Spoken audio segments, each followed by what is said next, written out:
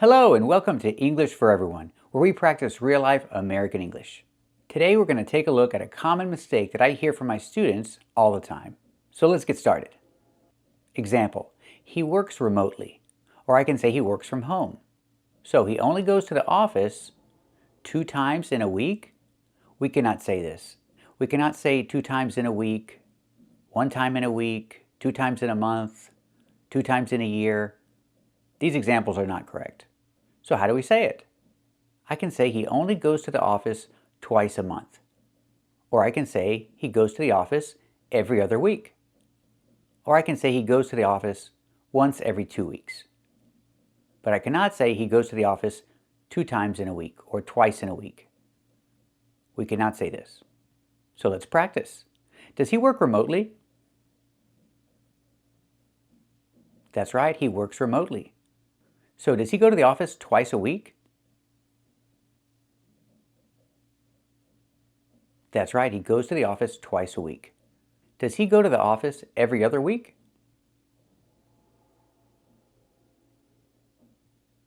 That's right, he goes to the office every other week. Does he go to the office once every 2 weeks?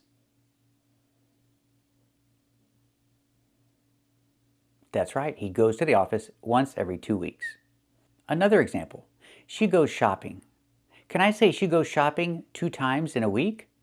No, we cannot say this. You can say she goes shopping twice a week or 2 times a week, but not 2 times in a week or twice in a week. This is not correct. Let's practice. How often does she go shopping? Does she go shopping twice a week? That's right, she goes shopping twice a week. Another example. They take a vacation 2 times in a year? We cannot say this. You can say 2 times a year or twice a year, but not 2 times in a year or twice in a year. There's no in.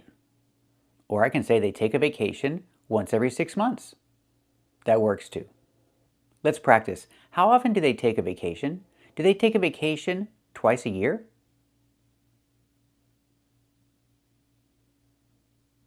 That's right, they take a vacation twice a year.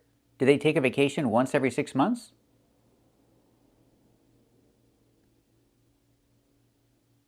That's right, they take a vacation once every 6 months.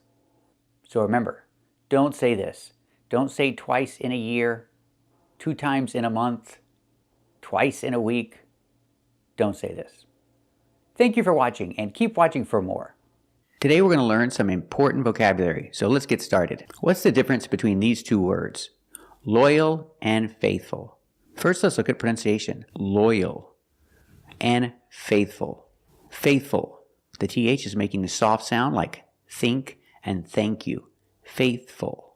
Loyal and faithful are both adjectives. They're both descriptions, but we use them differently. Example, my dog is loyal.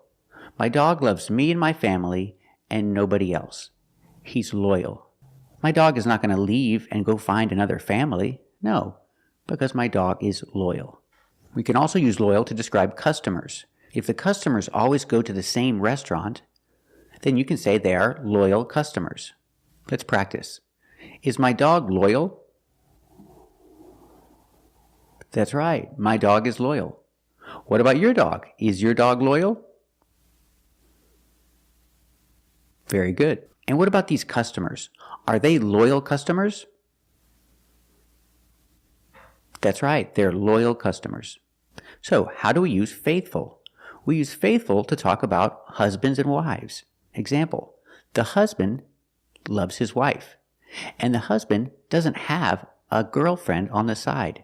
The husband is not cheating on his wife. So you can say he's faithful. Using the preposition to, he's faithful to his wife. He doesn't cheat. He doesn't cheat on his wife, so he's faithful to his wife. Let's practice. Is he faithful to his wife? That's right, he's faithful to his wife. He doesn't cheat. And you can say the same thing about the wife if she doesn't cheat. She's faithful to her husband. Let's practice. Is she faithful to her husband? That's right, she's faithful to her husband. And we also have another word, unfaithful. We use unfaithful when the person cheats on their spouse. If the husband is cheating on his wife, you can say he's unfaithful to his wife. So remember, loyal and faithful are similar, but we use them differently.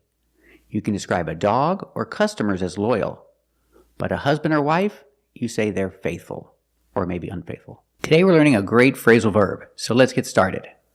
The phrasal verb is plug in. I can say, I need to plug in the computer. But if I use a pronoun it, I have to put it in the middle. It's a separable phrasal verb. So, plug it in.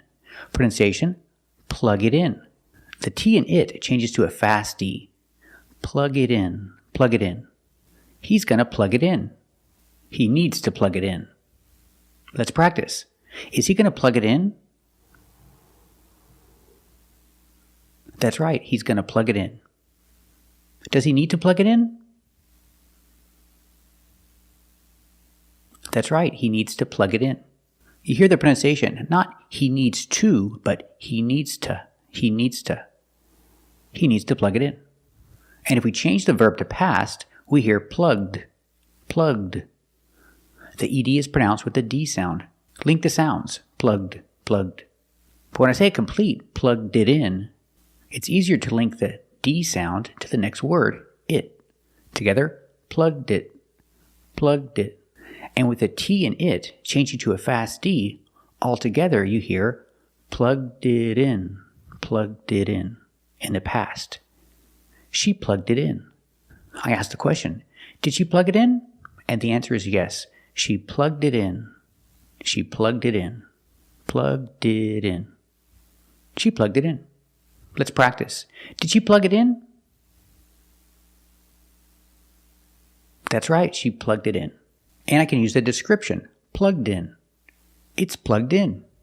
The D sound at the end, plugged, link with the next word, in. So you hear din, din. Together, plugged in, plugged in. Together, it's plugged in. Let's practice. Is it plugged in? That's right, it's plugged in.